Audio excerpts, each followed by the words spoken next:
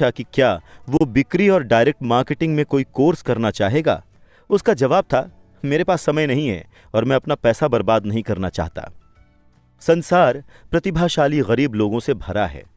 अक्सर वो गरीब होते हैं या आर्थिक रूप से संघर्ष करते हैं या अपनी क्षमता से कम कमाते हैं।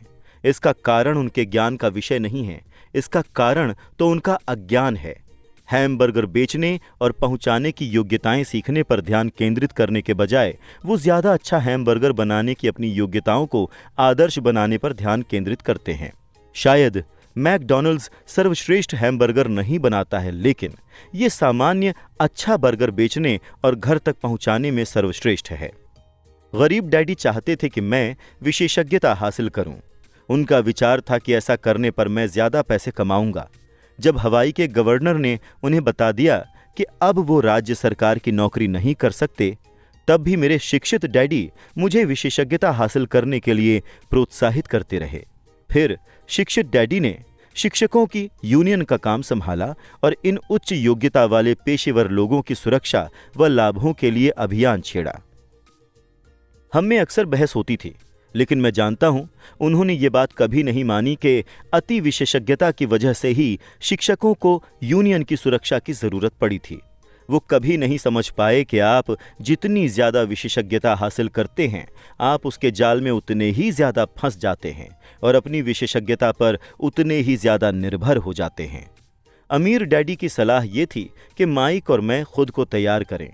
कई कॉरपोरेशन भी ऐसा ही करते हैं। वो बिजनेस स्कूल से निकले युवा प्रतिभाशाली विद्यार्थियों को लेते हैं और उसे इस तरह तैयार करते हैं ताकि एक दिन वो कंपनी की जिम्मेदारी संभाल लें। इसलिए ये प्रतिभाशाली युवा कर्मचारी किसी एक विभाग के विशेषज्ञ नहीं बनते हैं। उन्हें कारोबारी तंत्रों के सारे पहलू सिखाने के लिए एक विभाग से दूसरे विभाग में पहुंचाया जाता है। अमीर लोग अक्सर अपने बच्चों या दूसरों के बच्चों को इसी तरह तैयार करते हैं। ऐसा करने से उनके बच्चे कारोबार के संचालन का पूरा ज्ञान हासिल कर लेते हैं और ये जानकारी भी हासिल कर लेते हैं कि विभिन्न विभागों का परस्पर आपसी संबंध कैसा होता है। द्वितीय विश्व युद्ध की पीढ़ी एक कंपनी की नौकरी छोड़कर दूसरी कंपनी में जाने को बुरा मानती थी। आज इसे चतुराई माना जाता है, क्योंकि लोग योग्यताओं में ज्यादा विशेषज्ञता हासिल करने के बजाय एक कंपनी से दूसरी कंपनी में कूदना चाहते हैं। कमाने के बजाय ज्यादा सीखने की इच्छा रखें। हो सकता है कि अल्पकाल में आपकी कमाई कम हो, लेकिन लंबे समय में इससे बहुत फायदा होगा। सफलता के लिए प्रबंधन की जिन मुख्य योग्यताओं की जरूरत होती है वो हैं कैश फ्लो का प्रबंधन, तंत्रों या सिस्टम्स का प्रबंधन और लोगों का प्रबंधन।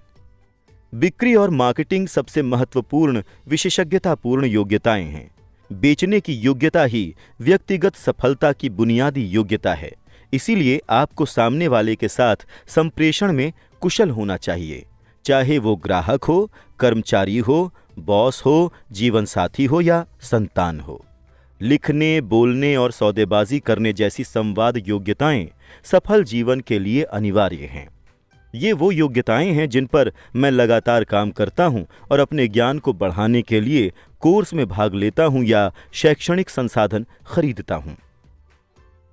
जैसा मैं बता चुका हूं, मेरे शिक्षित डैडी जितने ज्यादा सक्षम बनते गए वो उतनी ही ज्यादा कड़ी मेहनत करते गए।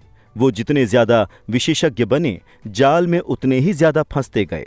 हालांकि उनकी तनख्वाह बढ़ी, लेकिन उनके विकल्प कम होते चले गए। जब उन्हें सरकारी नौकरी से निकाल दिया गया, तब जाकर उन्हें पता चला कि पेशेवर दृष्टि से वो दरअसल कितने असुरक्षित थे।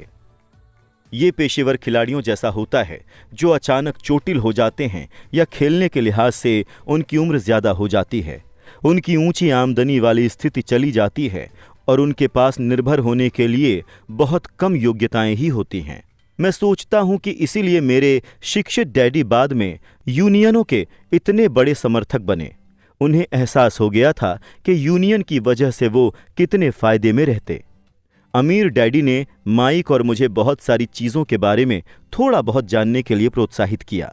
उन्होंने हमें प्रोत्साहित किया कि हम अपने से ज़्यादा चतुर लोगों के साथ काम करें और स्मार्ट लोगों से एक टीम के रूप में काम कराएं। आज इसे पेशेवर विशेषज्ञताओं की सिनर्जी या समन्वय कहा जाता है। आज मैं कई पूर्व स्कूल टीचर्स से मिलता हूं जो हर साल लाखों डॉलर कमा रहे हैं। वो इतना ज्यादा इसलिए कमाते हैं क्योंकि उनमें अपने क्षेत्र की विशेषज्ञतापूर्ण योग्यताएं होने के साथ साथ दूसरी योग्यताएं भी हैं। वो पढ़ा सकते हैं, साथ ही बेच सकते हैं और मार्केटिंग भी कर सकते हैं।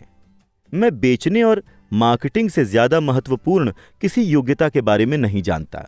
बेचने और मार्केटिंग की योग्यताएं ज्यादातर लोगों को मुश्किल इसलिए लगती हैं क्योंकि उन कामों में मूलतः अस्वीकृति का डर शामिल होता है।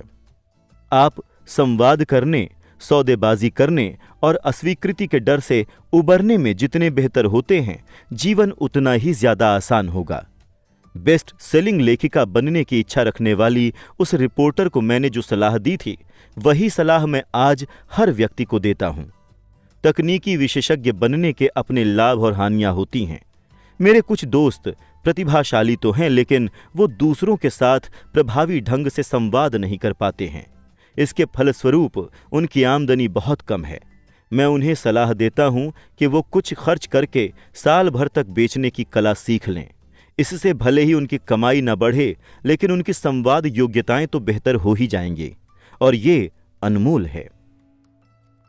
अच्छे सीखने वाले, बेचने वाले और मार्केटिंग करने वाले के अलावा हमें अच्छे विद्यार्थी और अच्छे शिक्षक बनने की जरूरत भी है। सचमुच अमीर बनने के लिए हमें पाने के साथ साथ देने की भी जरूरत है। वित्तीय या पेशेवर संघर्ष के मामलों में अक्सर देने और लेने का अभाव होता है। मैं कई लोगों को जानता हूं जो इसलिए गरीब हैं क्योंकि वो ना तो अच्छे विद्यार्थी हैं और ना ही अच्छे शिक्षक। मेरे दोनों डैडी उदार थे। दोनों में ही पहले देने की आदत थी। सिखाना उनका देने का एक तरीका था। वो जितना ज्यादा देते थे, उन्हें उतना ही ज्यादा मिलता था। पैसे देने के मामले में जरूर उन दोनों में बड़ा भारी अंतर था। मेरे अमीर डैडी बहुत से पैसे दान करते थे। वो अपने चर्च को, अपनी परोपकारी संस्थाओं को और अपने फाउंडेशन को पैसा देते थे। वो जानते थे कि पैसा पाने के लिए आपको पैसा देना होता है। पैसा देना ज्यादातर अमीर परिवारों का रहस्य है। रॉकेफेलर फाउंडेशन और फोर्ड फाउंडेशन जैसे संगठन इसी तरह बने हैं। ये संगठन इस तरह बनाए गए हैं ताकि वो अपनी दौलत बढ़ाते रहें और अनंत काल तक बांटते रहें। मेरे शिक्षित डैडी हमेशा कहते थे, जब मेरे पास थोड़ा अतिरिक्त पैसा आएगा तब मैं इसे दान में दूंगा। समस्या ये थी कि कभी कोई अतिरिक्त पैसा आया ही नहीं, इसलिए वो ज्यादा पैसे लाने के लिए ज्यादा मेहनत से काम करते रहे। वो धन के सबसे महत्वपूर्ण नियम को भूल गए थे, दो और आपको मिल जाएगा। इसके बजाय वो इस बात में यकीन करते थे, पाओ और फिर आप दोगे। निष्कर्ष में मैं यही कहना चाहता हूं कि मैं अंततः दोनों डैडियों जैसा बन गया। मेरा एक हिस्सा कट्टर पूंजीपति का है जो पैसे से पैसे बनाने के खेल से प्रेम करता है। दूसरा हिस्सा सामाजिक रूप से जिम्मेदार शिक्षक का है जो गरीबों और अमीरों के बीच लगातार बढ़ती खाई के बारे में बहुत ज्यादा चिंतित है। इस बढ़ती हुई खाई के लिए मैं मूल रूप से दकियानूसी शिक्षा तंत्र को जिम्मेदार मानता हूं। अध्ययन सत्र अध्याय 6 सबक 6 सीखने के लिए काम करें, पैसे के लिए काम न करें। सार, कुछ साल पहले एक पत्रकार ने सिंगापुर में रॉबर्ट का इंटरव्यू लिया था।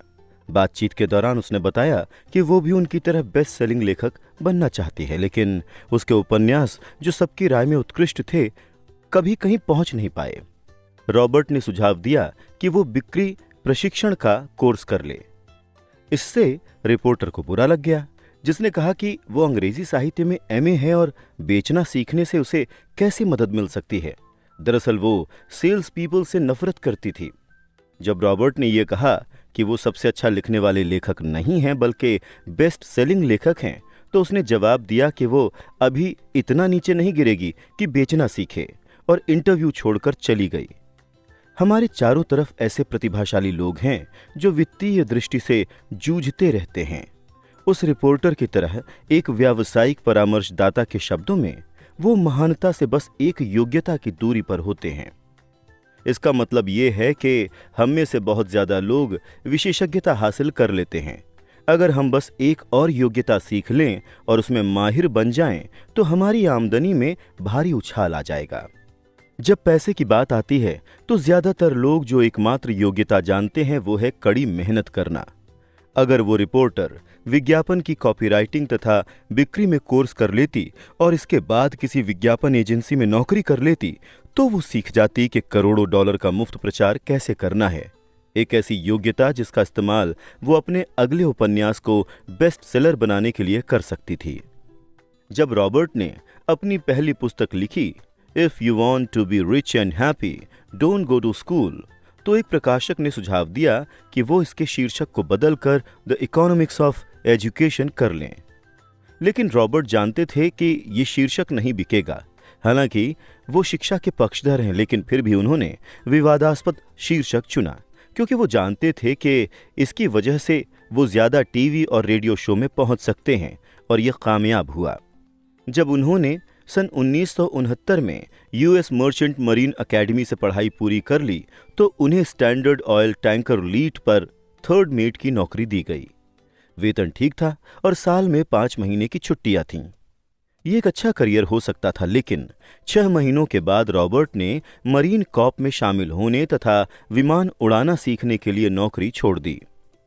विशेषज्ञ बनने के बजाय, जैसा बहुत सारे लोग करते हैं जिनमें गरीब डैडी भी शामिल थे, रॉबर्ट ने नई योग्यताएं सीखने पर जोर दिया।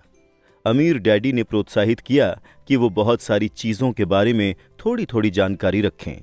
इसीलिए रॉबर्ट और उनके मित्र माइक ने बड़े होते समय ढेर सारे अनुभव हासिल करने के लिए इतनी सारी नौकरियां की थीं। गरीब डैडी को स्टैंडर्ड ऑयल की नौकरी छोड़ने का निर्णय ही समझ नहीं आया। वो सोच रहे थे कि रॉबर्ट शिप्स ऑफिसर बनने के लिए स्कूल गए थे, लेकिन अमीर डैडी जानते थे कि रॉबर्ट अंतर्राष्ट्रीय व्यापार के बारे में सीखने के लिए स्कूल गए थे, और वो ये सीखने के लिए मरीन कॉर्प में गए थे कि फौज का नेतृत्व कैसे किया जाता है। इस नेतृत्व योग्यता ने उन्हें बाद में अच्छा लाभ पहुंचाया, चाहे सामने कोई भी व्यवसाय रहा हो। सन 1973 में रॉबर्ट ने अपने कमीशन से इस्तीफा दिया और जेरोक्स में बिक्री की नौकरी कर ली। हालांकि वो संकोची व्यक्ति थे, वास्तव में वो संकोची थे, इसकी वजह से ही उन्होंने वो नौकरी की। जेरोक्स देश के सर्वश्रेष्ठ बिक्री प्रशिक्षण कार्यक्रमों में से एक चलाती थी, और वहां रॉबर्ट ने दरवाजे खटखटाने तथा अस्वीकृत होने के अपने डर से मुक्ति पाई। जब वो वहां लगातार सबसे ज्यादा बिक्री करने वाले सेल्स पीपल में से एक बन गए तो उन्होंने वहां भी काम छोड़ दिया। रॉबर्ट ने सन 1977 में अपनी पहली कंपनी शुरू की। वो सुदूर पूर्व में बने वॉलेट न्यूयॉर्क वेयर हाउस तक शिप कराते थे और बेचते थे। ये उनके पंखों की परीक्षा का वक्त था। वो अब भी अंतर्राष्ट्रीय स्तर पर यह व्यवसाय करते हैं। ज्यादातर लोग सुरक्षित नौकरी पाने और अल्पकाल में वेतन तथा लाभों पर ध्यान केंद्रित करने के लिए कड़ी मेहनत करते हैं। इसके बजाय उन्हें ऐसी नौकरी खोजनी चाहिए जहां वो उन योग्यताओं को सीख सकें जिनकी उन्हें जरूरत होगी। क्या लोग ये देख रहे हैं कि वो किधर बढ़ रहे हैं, या फिर वो अपने अगले वेतन के चेक तक ही देख पा रहे हैं? अपनी पुस्तक द रिटायरमेंट मिथ में क्रैग एस कार्पल लिखते हैं कि कई चुनौतियां रिटायर होने वाले ज्यादातर लोगों का इंतजार कर रही हैं, और वो ज्यादातर लोगों की वास्तविकता की डरावनी तस्वीर पेश करती हैं। रॉबर्ट एक दीर्घकालीन दृष्टिकोण रखने की सलाह देते हैं। पैसे और सुरक्षा की खातिर काम करने के बजाय दूसरी योग्यता सीखने के लिए दूसरी नौकरी कर लें।